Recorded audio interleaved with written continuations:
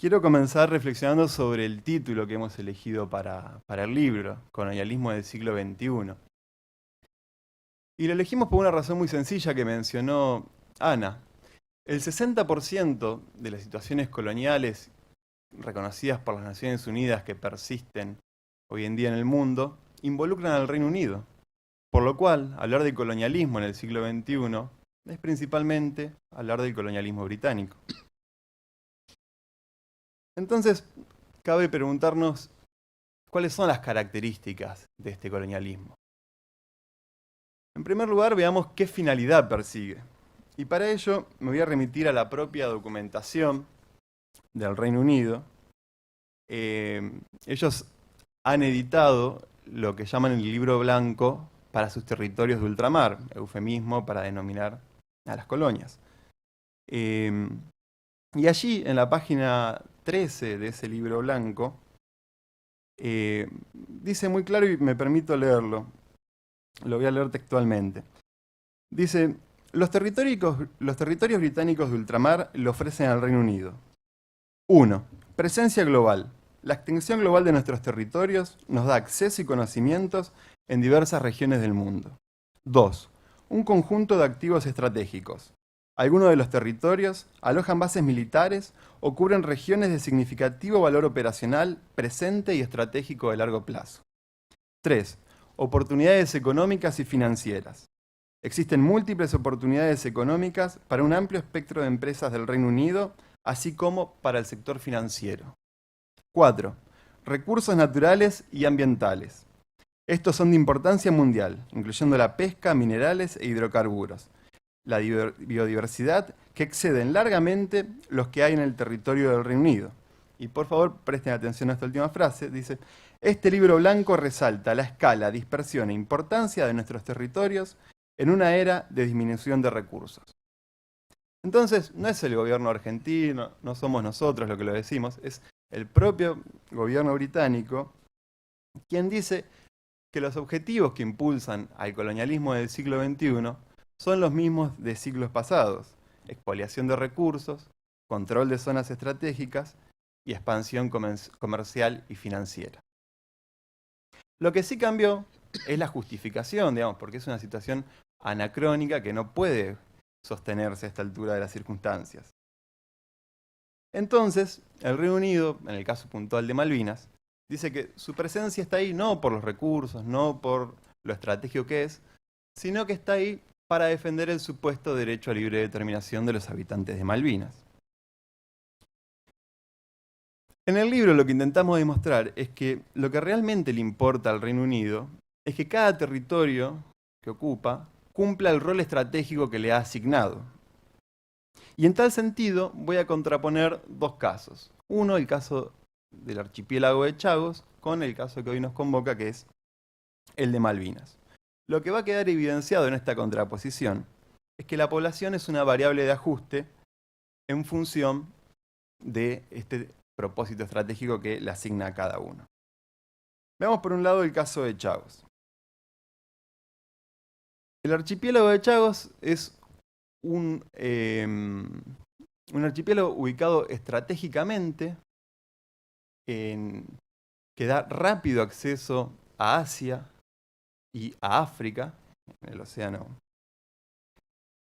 en el que habitaban cerca de 2.000 personas, hasta que el Reino Unido era parte de la colonia británica de Mauricio, hasta que en 1966 el Reino Unido acuerda en el más estricto secreto con Estados Unidos arrendar la isla mayor del archipiélago, Diego García, para instalar una base militar.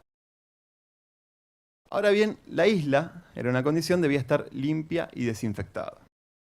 Entonces, el Reino Unido lleva adelante dos acciones. En primer lugar, desmembra el archipiélago de la colonia de Mauricio, algo que fue en contraposición y en violación a las normas que regían el proceso de descolonización, en el que decía que no se podían desmembrar los territorios. Y en segundo lugar, de forma cruel, desaloja y expulsa a los habitantes del archipiélago. En el libro relatamos un poco la crueldad que se aplicó, pero no vamos a concentrarnos en eso hoy. Ahora bien, se podría sostener que, bueno, esto es una historia vieja, digamos, esto es algo que ocurrió en la década de los 60, contexto de Guerra Fría, un mundo muy conflictivo. Si bien siempre es repudiable la violación de los derechos humanos y del derecho internacional, el contexto lo podría justificar, podrán decir algunos. Pero esta historia continúa hasta nuestros días. Por un lado, los chagosianos han emprendido un largo camino de reclamaciones y han llegado inclusive a obtener un éxito en el Tribunal Superior del Reino Unido, que reconoció que su expulsión fue un acto ilegal y que tienen el derecho a regresar a su tierra. Y por otro lado, digamos, esto por supuesto, el Reino Unido no lo ha llevado adelante, no lo ha ejecutado. Y por otro lado, Chagos es también una muestra de cómo se utilizan nobles principios para encubrir estos fines coloniales. Veamos, por ejemplo, la cuestión del medio ambiente. El libro blanco, que les comentaba al principio, enuncia también que el Reino Unido aspira a ser líder en el manejo medioambiental de sus territorios de ultramar, ¿no? Entonces, en este sentido, exalta la creación del área marítima protegida más grande del mundo, que se creó alrededor del archipiélago de Chagos en el año 2010, y da la bienvenida a toda la comunidad científica y sociedad civil internacional, a todos juntos, a proteger las aguas circundantes al archipiélago. Claro, con la información que teníamos hasta esa época, cualquier ciudadano distraído podría pensar que bien, campeones mundiales del cuidado del medio ambiente, que cuánta generosidad. Pero Wikileaks nos reveló cuál era la verdadera intención que estaba presente detrás de esto. Colin Roberts, un diplomático británico especializado en la administración colonial, en ese momento será el comisionado a cargo del archipiélago de Chagos, aparece como protagonista de un cable de Wikileaks, la embajada de Estados Unidos en Londres a la capital, en el que cuenta la visita de este diplomático, en el que intenta convencer a su par estadounidense, porque recuerden que la isla está arrendada para la base militar, de la necesidad de crear este área marítima protegida. Y aquí le confiesa que el verdadero objetivo de crear la reserva marina es tornar imposible la vuelta de los chagosianos. ¿Por qué? Porque en caso de volver, el principal medio, por no decir el único medio de subsistencia que tendrían, es la pesca. Hay que dar vedada a esa posibilidad por la protección que se quiere brindar a los recursos. Eso estaría vedado. A lo que el diplomático estadounidense dice, bueno, pero mirá que el lobby de los chagosianos es muy fuerte. De hecho, hasta habían llegado, como dijimos, a tener una victoria judicial en el Reino Unido. Y Colin Roberts le responde, pero el lobby ambiental británico es mucho más fuerte.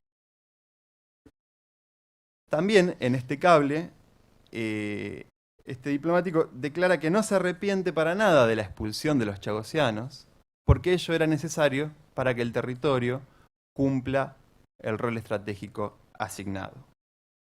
Esto fue año 2010, hace 5 años, digamos, no es historia pasada, es algo muy vigente. Ahora bien, ¿saben ustedes cuál es la función del protagonista de esta conversación que estaba a cargo de Archipiélago de Chagos? Es hoy en día el gobernador colonial de las Islas Malvinas. Es decir, la misma persona que está encargada de velar por el supuesto derecho a libre determinación de los habitantes de Malvinas es quien estuvo a cargo de implementar tan cínico plan en Chagos. Y esto sí nos lleva ya a lo que aborda en profundidad el libro, que es la cuestión de las Islas Malvinas y la población.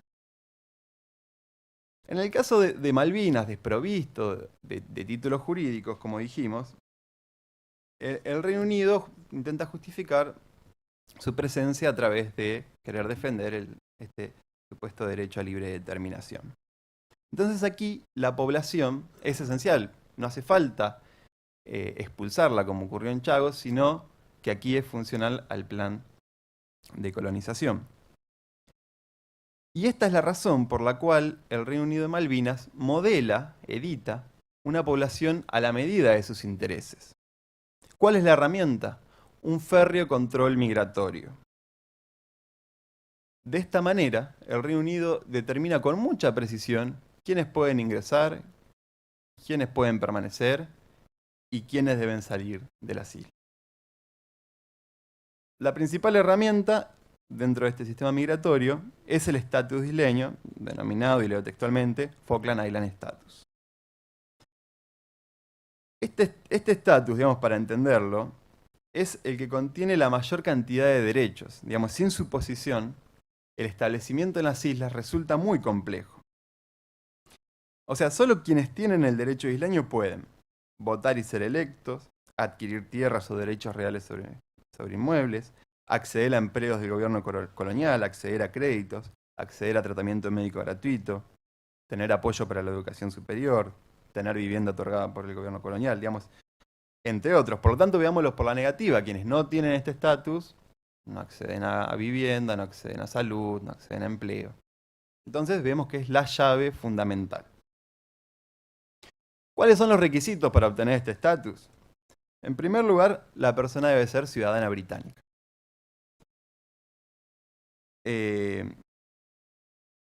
Por nacimiento, siempre y cuando sus padres hayan tenido el estatus isleño, o luego de 7 años de residencia en las islas, digamos, para quien no lo obtiene por nacimiento. Pero aquí lo más importante es quién decide si se otorga o no se otorga el estatus. Y es el gobernador colonial. Entonces es la lapicera del gobernador colonial quien decide quién puede ingresar y permanecer en las Islas Malvinas.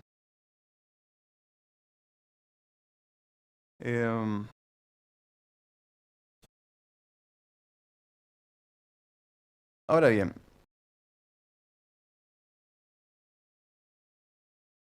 veamos cuál es el resultado de todo este sistema migratorio. Ahí me voy a abocar al último capítulo del libro, que es en el que analizamos la demografía. Este análisis está hecho sobre los censos de fuente británica. Entonces, lo primero que podemos decir es que los habitantes de las islas constituyen un conjunto poblacional predominantemente temporario, que es renovado periódicamente y es reemplazado principalmente por ciudadanos británicos o del Commonwealth.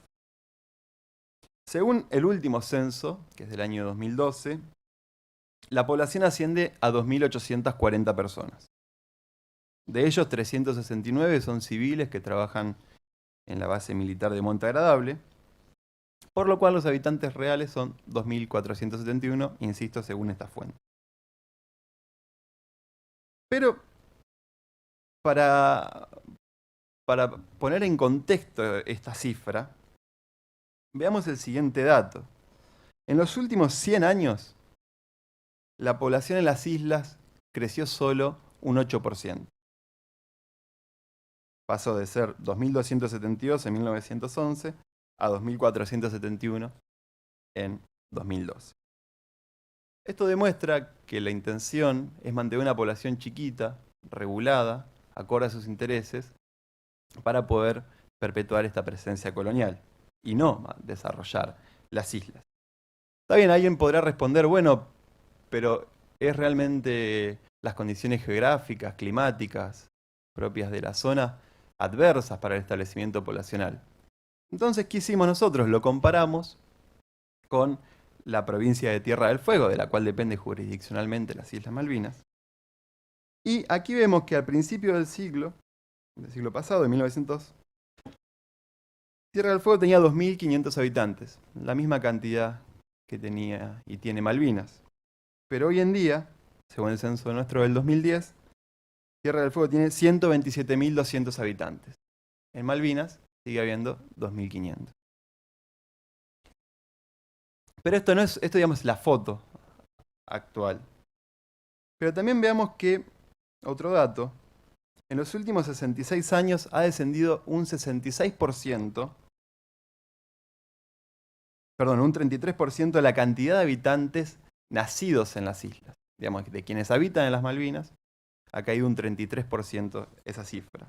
Y por el contrario, creció un 386 los que nacieron en el Reino Unido.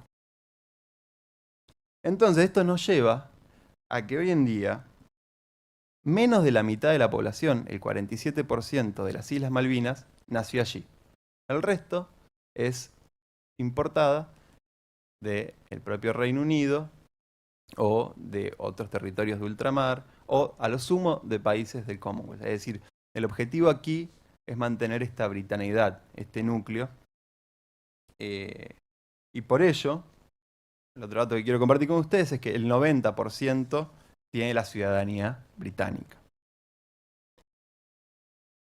Un último, hay más datos demográficos, pero los números siempre son un poco aburridos y enredados. Un último dato es que en los últimos 10 años, al menos un 35% de la población fue renovada.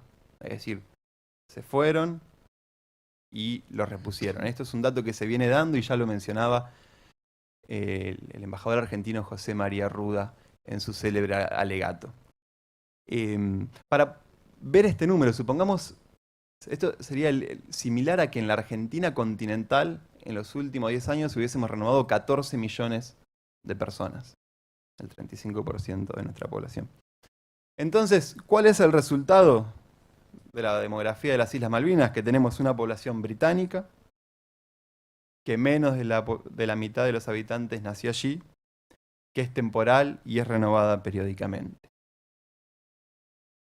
Finalmente, quiero compartir una pequeña reflexión con ustedes. Es que estamos seguros que esta investigación, el trabajo de Uriel, el trabajo que tantos investigadores llevan adelante en todas las universidades del país y de Latinoamérica, es construcción de conocimiento que sirve para hacer caer la fachada del colonialismo, la fachada que ellos pretenden, con la que pretenden encubrir el colonialismo.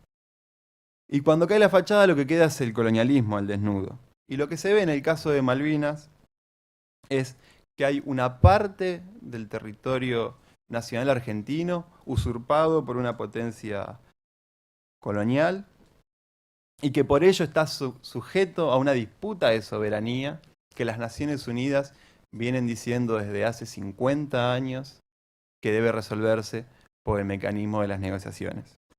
Esperemos que pronto el colonialismo sea tan solo un recuerdo del pasado. Muchas gracias.